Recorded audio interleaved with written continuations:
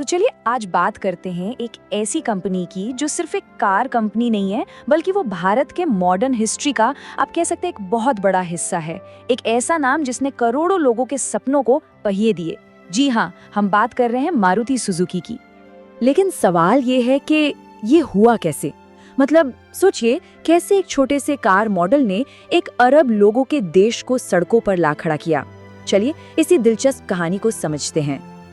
अगर हम 1980s के भारत को देखें तो उस वक्त कार रखना भाई एक बहुत बड़ी बात थी। एक सपना था जो कुछ चुनिंदा लोग ही पूरा कर पाते थे।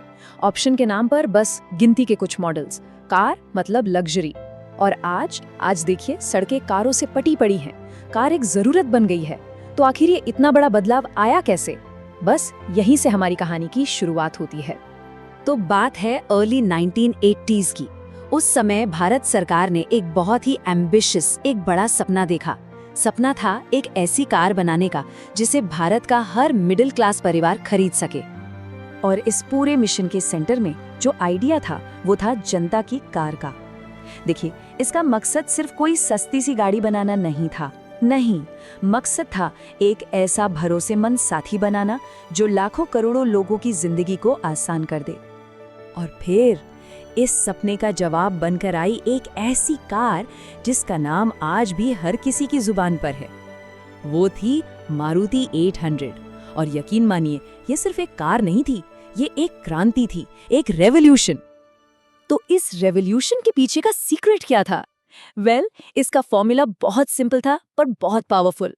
पहली बात, कीमत इतनी कम रखी गई कि एक एवरेज मिडिल क्लास परिवार भी इसे खरीदने का सोच सके। दूसरी, चलाने में एकदम आसान।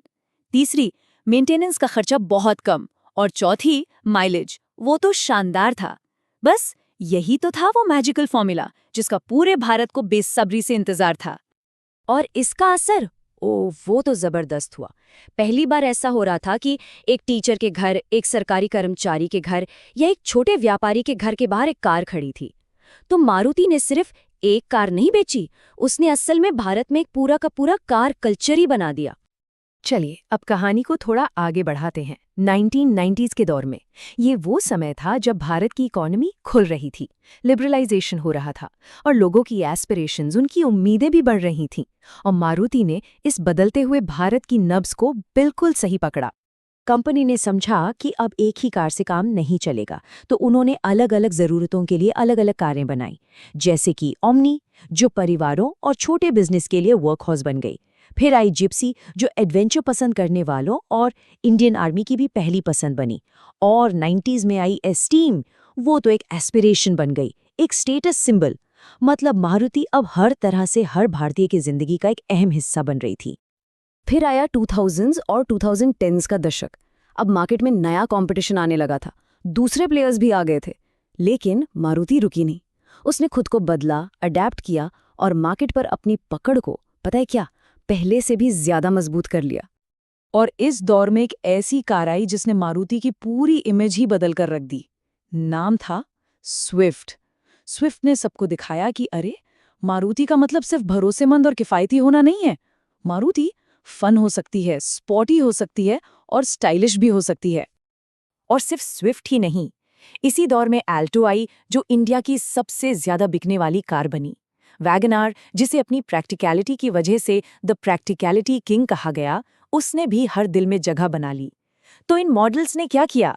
इन्होंने मारुति को एक पूरी नई जनरेशन से कनेक्ट कर दिया। और इस पूरी स्ट्रैटेजी का नतीजा क्या निकला? नतीजा ये कि मारुति सुजुकी इंडिया की नंबर 1 कार मेकर बन गई। और सिर्फ नंबर 1 नहीं, बल्कि एक बहुत बहुत बड़े मार्जिन से। इस डोमिनेंस के पीछे थी इनकी ब्लॉकबस्टर कारों की एक पूरी फौज।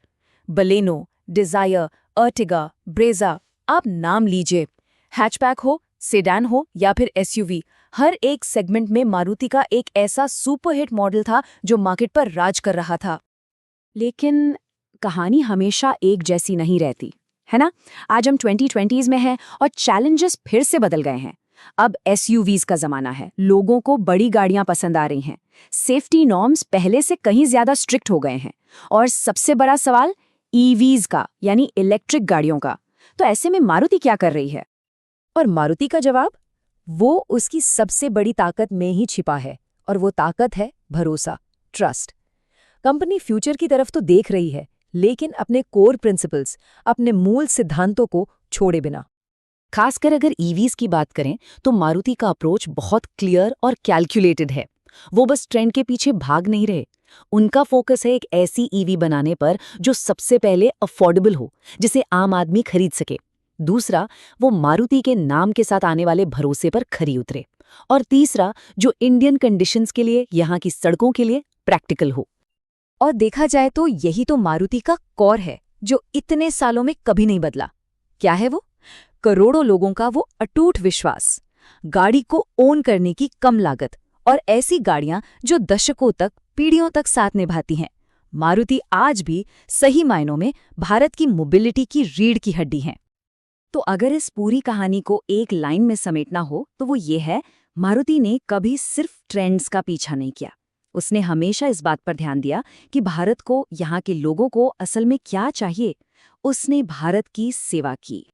और यहीं पर मैं एक बड़ा सवाल छोड़ना चाहता हूँ। आने वाले फ्यूचर में, जहाँ ग्लोबल टेक्नोलॉजी और ईवीज का बोलबाला होगा, क्या उस दौर में भी सफलता का सबसे बड़ा इंजन, सबसे बड़ा मंत्र यही रहेगा? लोगों की जरूरतों को समझना और उनकी सेवा करना। सोचिएगा जरूर।